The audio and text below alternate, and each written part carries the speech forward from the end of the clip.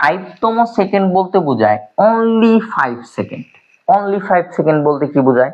আচ্ছা আমি তোমাকে শুরুতে বলি, তুমি নরমালি চিন্তা করো 1 সেকেন্ড বলতে কি বোঝায়। 1 সেকেন্ড বলতে বোঝায় হচ্ছে আমরা যদি হচ্ছে এইখানে একটা সংখ্যা রেখা রাখি তাহলে সহজ হবে, 0 1 2।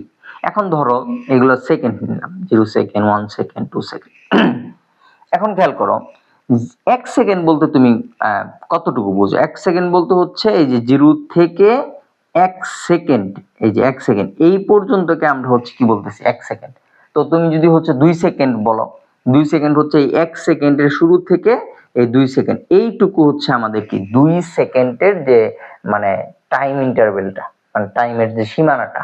তো 5 সেকেন্ড বলতে বুঝাইতেছি যে হচ্ছে যেমন ধরো তুমি এইখান থেকে যাত্রা শুরু করছো, এখান থেকে যাত্রা শুরু করে 4 সেকেন্ড পর্যন্ত এখানে গেছো, 4 সেকেন্ড পর্যন্ত এখানে গেছো।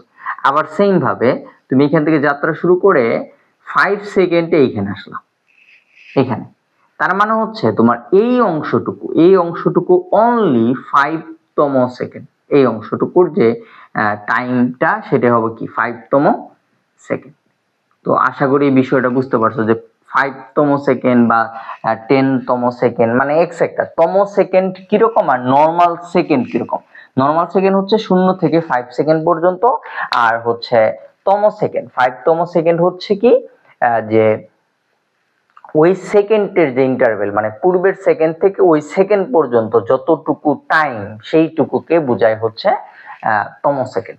তো আশা করি বিষয়টা ক্লিয়ার।